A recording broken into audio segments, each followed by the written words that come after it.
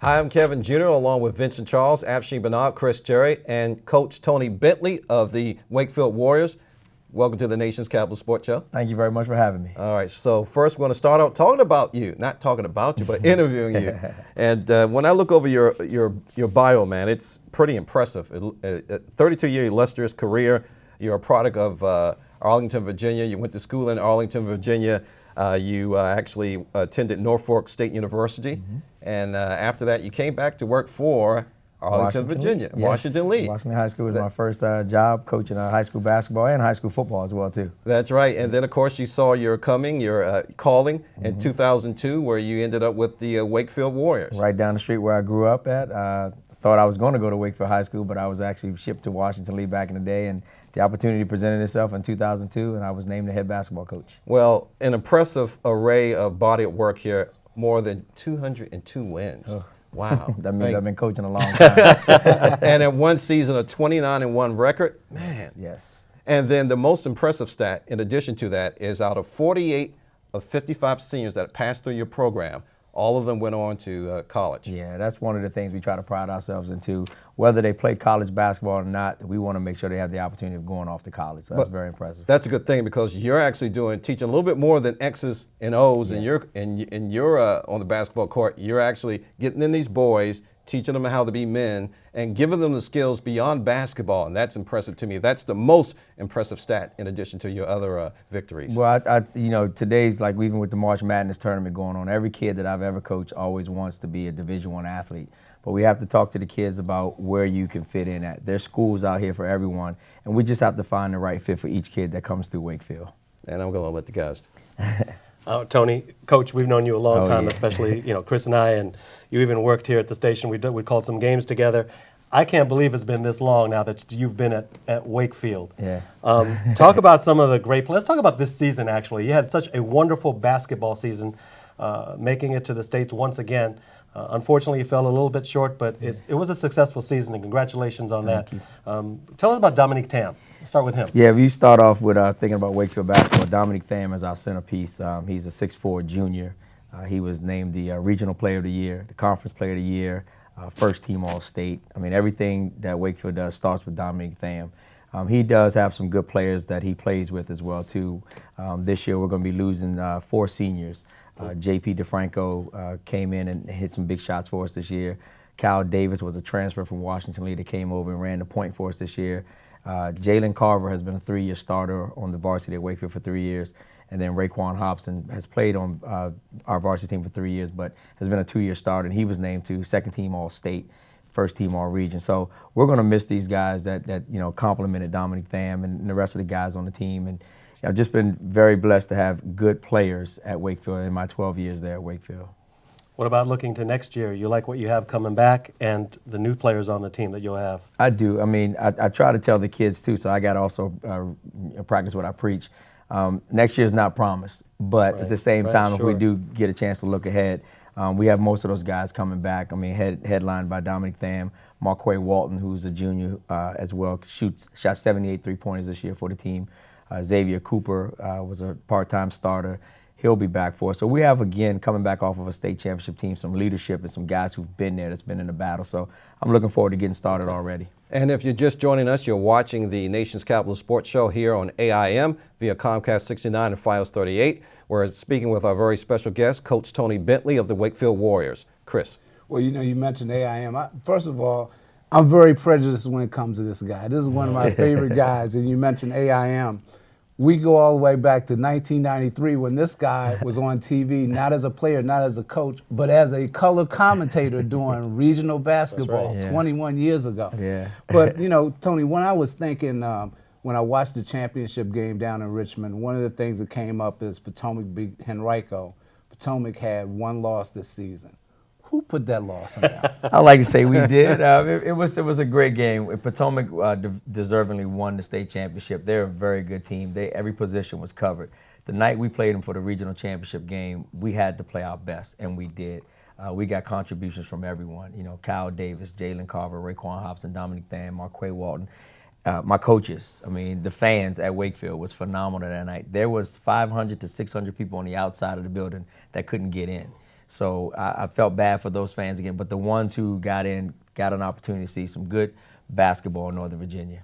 Yeah, it was an interesting night. I was smart enough to get there at Early. 6 o'clock before the game started at Yes. 7. There was a lot of people outside. You know, as you talk about your seniors, you know, Tony, the thing that's impressed me about you and Wakefield, you know, Wakefield's not really highly regarded when it comes to sports, but the basketball program in 10 years, they've gone to the States.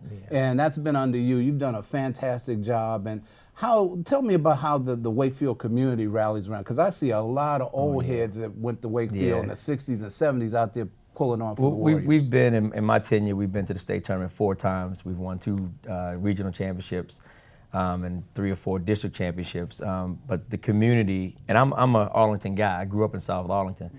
So I know what's happening for me now is I'm coaching some of the guys I went to school with, sons. And so they allow me to coach. Right. They allow me to, turn their kids over and just, be a good coach. But what happens when we make it this far to a state tournament, we know we have Washington Lee and Yorktown, but we become Arlington High School. And so we just, rally around the one high school that makes it that far. So we don't call ourselves Wakefield when we get to that point. It's Arlington High School. Right. All right, let's get Vincent to get in here. Staying with that community thing, Coach, can you tell us a little bit about the feeder system, how some of these younger athletes, some of these talented basketball players take an interest in Wakefield, and what you and your staff do to get them interested in your program? Ever since 2005, I've actually started a basketball camp. I run a basketball camp for kids from 7 to 14 years old. That gives me an opportunity to see some of the kids who may be coming to Wakefield. Another thing that we do is we have 5 middle schools in Arlington County. And so we're able to go to the middle school games and watch the kids who may be possibly coming to Wakefield, Washington, or Yorktown. And if we get an opportunity to go to those games and see them hit 8th grade, they may make up their mind to come to Wakefield. Now, there's boundaries and things that they all have to abide by, but I want to thank Arlington County for that brand new building that we have at Wakefield, because that's going to bring in some of those new kids that want to play in that new arena.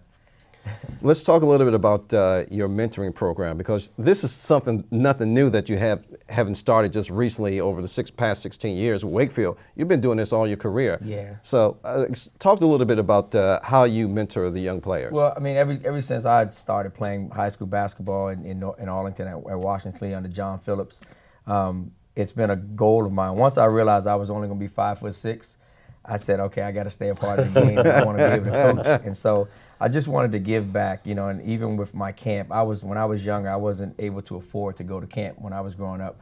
So now I'm, have a camp for kids who can come and we work out financial situations, but it's nothing like having the kids come to camp and then being able to see you at an early age.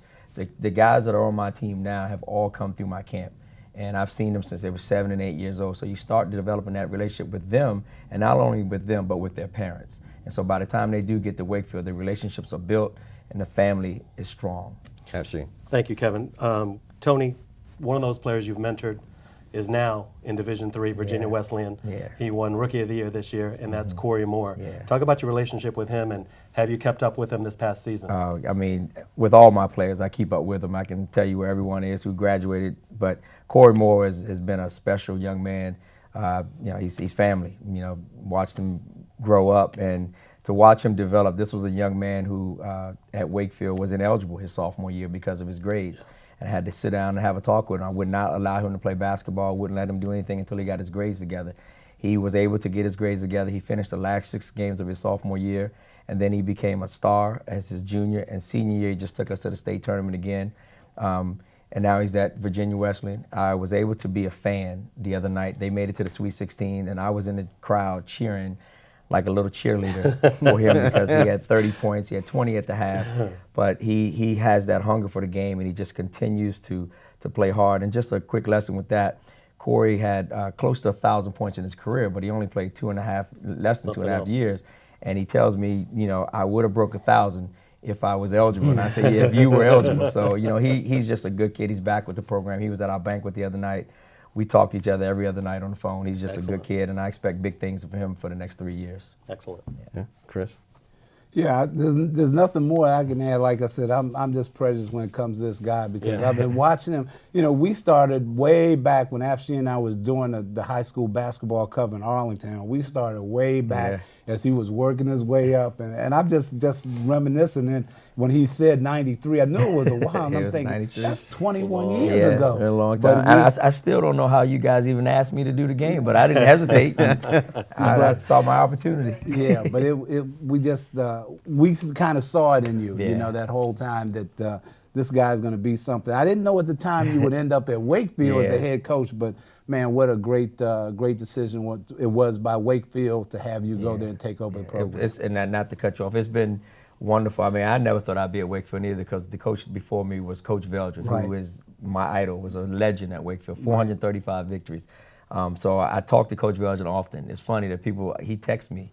He's one of the first guys to text me after a game, you know, when we get to the state tournament and things like that. He's been very supportive in our career at Wakefield. So I have to live up to, you know, not letting Coach Veldrin and the Warriors down, all the past guys. So, you know, I take a lot of pride in that. I am chasing Coach Veldrin. I would love to be where he was, 20, 30 years at Wakefield High School and 400 victories. So, you know, he's been a big mentor to me to try to follow after. So Well, I would suffice think- it to say, Coach, I didn't mean to cut you off, so we got to go, but suffice it to say that you're not leaving Wakefield anytime soon. You're going to make high school your career. I've been asked that question. You ready for the college and level and all that things? But you know what? Wakefield is home to me. The faculty and the staff, my athletic director, my principal, they treat me well. And again, like I said, I'm coaching kids now who I grew up with their parents. Wakefield's home to me unless there's a big money offer job out there on the table, which is not going to happen. I'm at Wakefield for another 20 years. All right, we're going to let Afshin get in one quick question real quick before we cut the break. Thank you, Kevin. Talk about realignment and be real as quick as you can about it and how you feel about it. And do you think it's something that's going to change in the near future? Will they tweak it? The realignment is something that at first I didn't like. Of course, like everything new, you have to get used to it. I truly believe that football has a lot to do with all the realignment and things like that. We just have to make adjustments to it. And with the first realignment, we won a regional championship. So You did. I'm happy. So right now. All right, All right, Kevin. very good. Well, we're going to continue to interview you as the course of the show Yes. because Okay. don't go anywhere, folks. Coach Tony Bentley will stay with us for the duration of the show. I'm Kevin Jeter along with Vincent Charles, Afshin Banab, Chris Jerry, and of course, Tony Bentley of the Wakefield Warriors. You can catch us on TNCS Sports at twitter.com. This is the Nation's Capital Sports Show, where it's most definitely on. We'll be right back.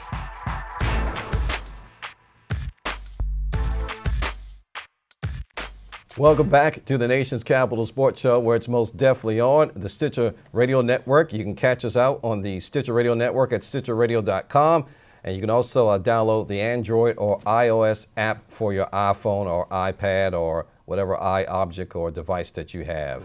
Kevin Jeter, Afshin Banab, Vincent Charles, Coach Bentley. Coach Bentley. That's right. Like the and- car. That's right. Chris Jerry. And now we begin our conversation talking about March Madness. And I'm actually going to, we're going to approach this from a local level first and going to talk a little bit about the local teams.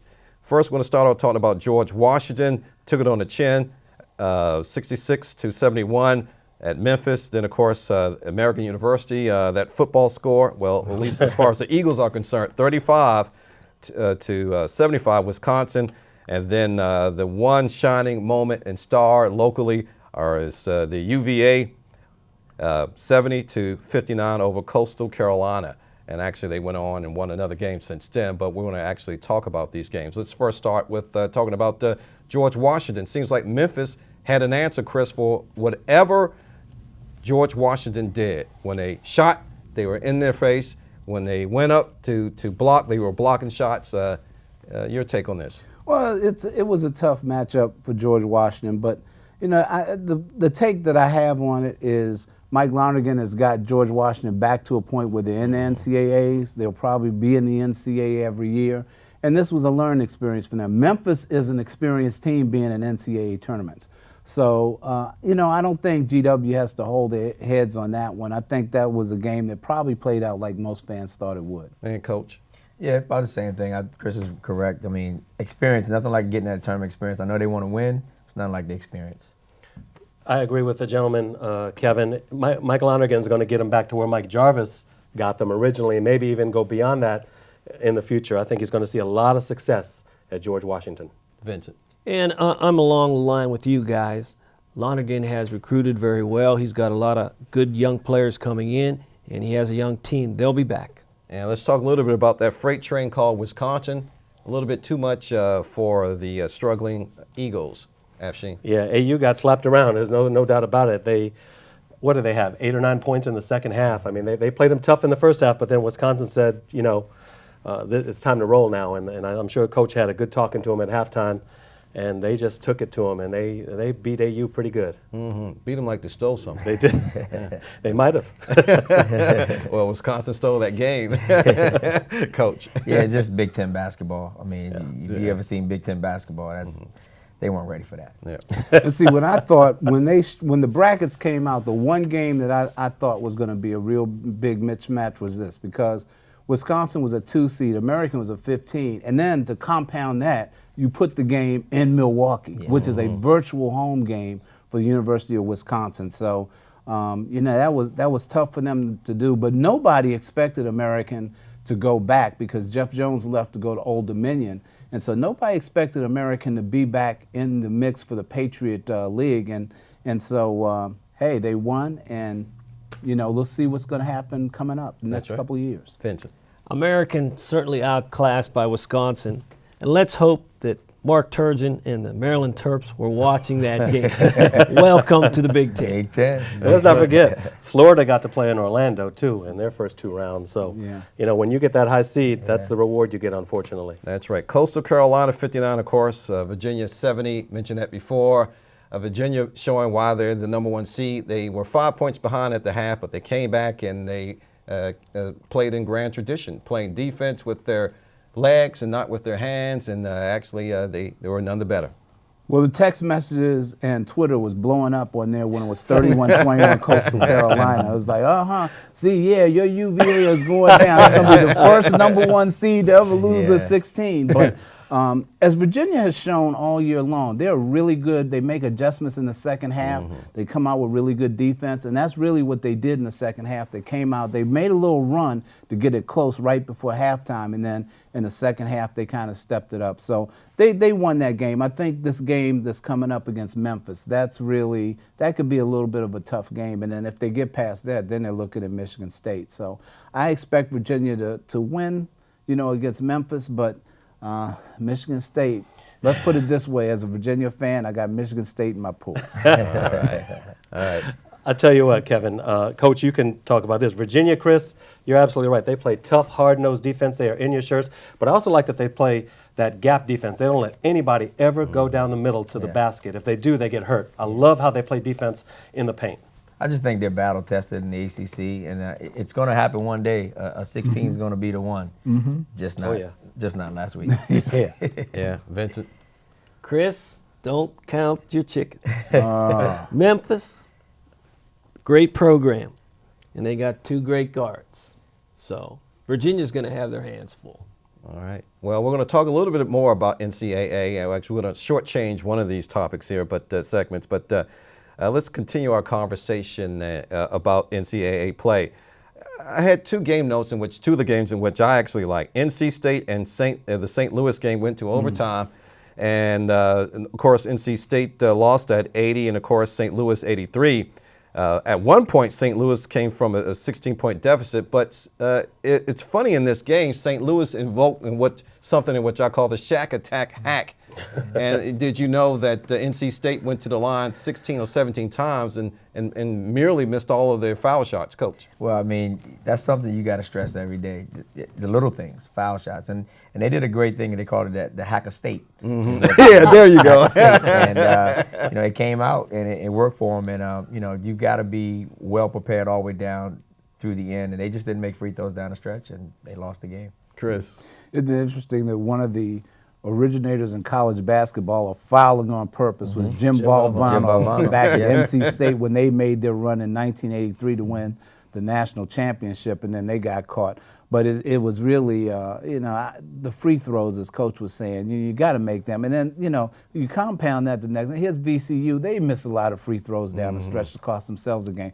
That's easy points. And You hate to see teams lose like that because they can't hit their free throws down the stretch. Actually, Tony, you told me one time when we were doing a game, I had mentioned something about a player. I think it was a Yorktown playoff game that we were doing at Mount Vernon, and you had mentioned the fact that, or I had mentioned the fact that one of the players going to the line was like an 89% free throw shooter, and this was like within 5 minutes of the game itself of regulation. And you said, Afshin, it doesn't matter that he's an 89% free throw shooter. You remember what you told me? Yeah, basically, it's a total different percentage when you're under 2 minutes or under Exactly. a minute. It's just a different ball game. What's your percentage when you're under 2 minutes? Absolutely. And that's what blew NC State away. Yep. Vincent. Crucial. Those foul shots, I agree with you guys. Down the stretch, you got to make them. That's right. And the interesting about the NCAA tournament, want to get your take on this, Coach, is that the level of play is different because you may have a number 1 seed and a number 6 seed, but it's he who has a good night that usually wins the game eventually. That's the beauty about the tournament. I mean, you can't have a tournament. There's only one sport that has a tournament like this. You can't do this in football. This is awesome. And any given night, you've got to be ready to play. A lower seed, a higher seed can beat anybody. So that's when it comes to when you're playing this much basketball, you don't need to practice as much. You don't need to run up and down it. You need to focus on free throws, your last second plays. Those are the things you need to work on. And that makes a big difference in the game. So it doesn't matter who's high or who's low. It's about who comes to play that night. All right, we're going to end this segment on this note. Who's your favorite teams in the tournament? We know what your favorite team is, so it's written right there on your jersey. So we'll start with Coach. My favorite team didn't make it, but I'm going with Michigan State to win it all this year. Asheen. Well, you know me too, man. It's go blue, but I like Sparty too. All right, Vincent. I like Louisville. They're going for their third Final Four in 4 years. I like Louisville too. Chris, I'm going to ask you this anyway. It's almost a rhetorical question with you, but why not? Well, if I pick Michigan State to beat Virginia, then I expect Michigan State to win it all. Hey. All right, let's continue. And we're going to actually talk about the Washington Nationals. And let's shift over to a little bit of baseball in Vieira, Florida. Haven't admittedly seen much of the Nationals due to March Madness, but what I have seen and what we do know that Ross Detweiler has been demoted or moved over to the bullpen. Vincent, your thoughts on that? I think that's a good move. We all know that Detweiler can be a starter.